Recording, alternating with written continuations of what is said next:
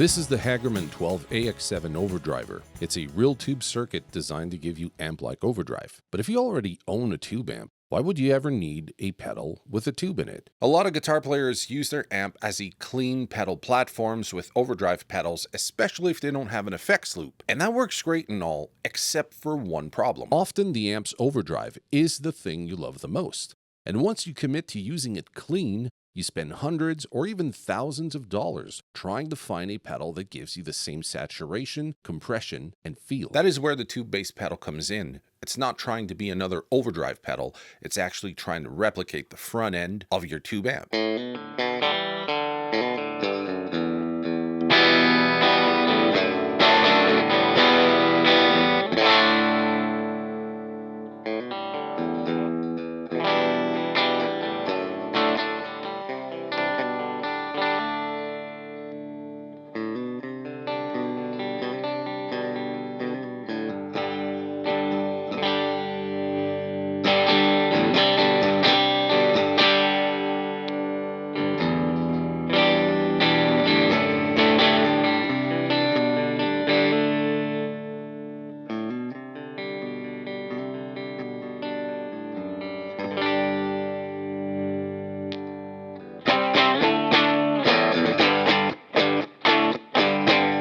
At low gain, the Overdriver behaves exactly like the first gain stage of a tube amp, touch responsive, harmonically rich, and the other amp-like details that are hard to replicate with a solid-state pedal. So don't get me wrong, solid-state drive pedals are awesome.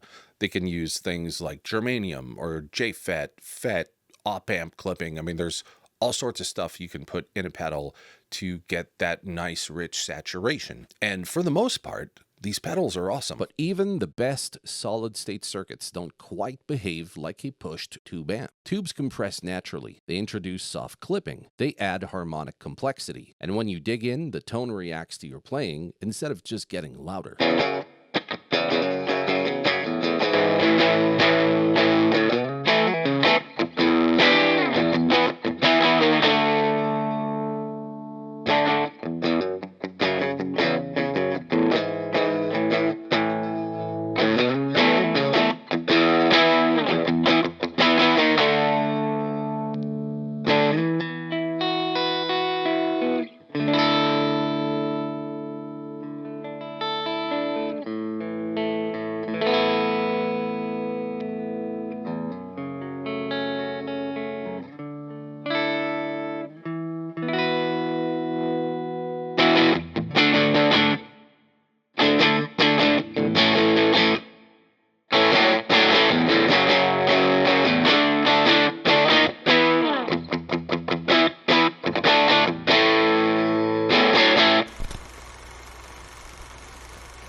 Now, obviously online, there's no shortage of opinions when it comes to tube pedals. Some people say that it's impossible to actually run a preamp tube at 9 volts. Other people say that most of these tubes in the pedals are just there for show. But if you talk to the builders, the people actually making these pedals aren't gimmicks. They're fully functional and they work like a preamp stage on a tube amplifier. Part of the problem here is that marketing phrases like tube-like feel or tube warmth have been overused for decades. So we've grown skeptical. But with the 12AX7 Overdriver, you don't need to go with all the marketing lingo. The pedal speaks for itself. You, I hope, can hear it in the demo in this video, but I can tell you as a player live in the room, this pedal really does what it says it does.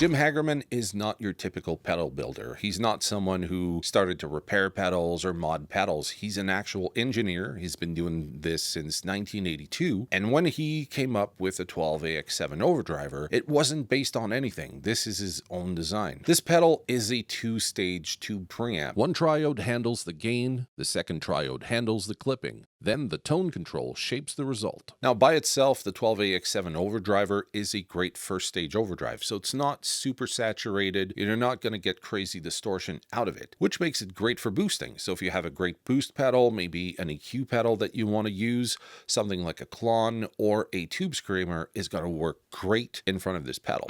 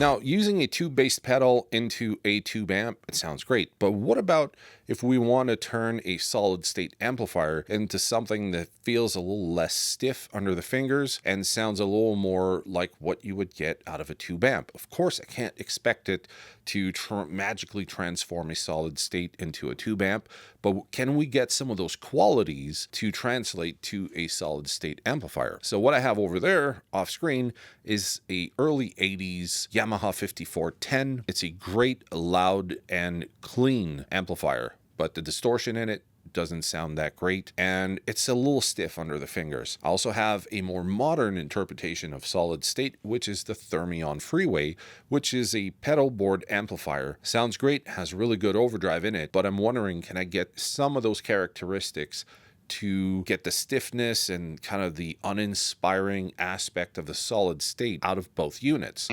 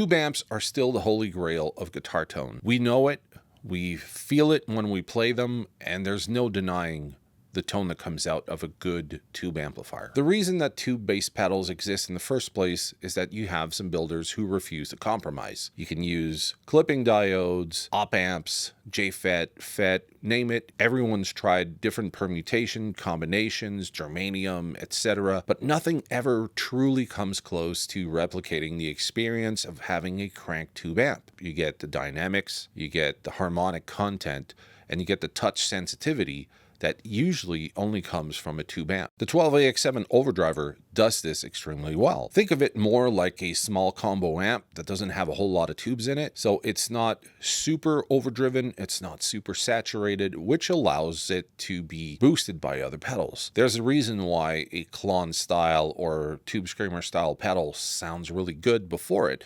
because it's got ample headroom, and it's not clipping and distorting the signal so much, it's leaving a lot of room for other pedals to be boosted into it. Are tube-based pedals gimmicky, or are they legit? I have my own opinion, but I want to hear from you. What do you think of this? Do you think that there's any way for pedal builders to be able to actually get the overdrive to come directly from the preamp pedal, or do you think that the tube doesn't do very much? So I'm looking forward to hearing your opinion. Let me know in the comments section below. If you want to hear my opinion, I think that there's a few examples out there of pedals that perhaps the tube didn't do much. Now the stigma stuck for every other pedal out there, and I don't think that's doing them justice. I think if there are examples of pedals that have a tube that don't do much, fine, we can talk about it, but we should leave room for other people to come in and prove that through great engineering, you can actually make this circuit work. That's my opinion. Looking forward to hearing from yours. And in the meantime, if you want to watch more videos like this, I'm going to have a playlist over here and a video that YouTube tells me you might want to watch. So click on one of those, and I'm going to see you in the next one. Cheers.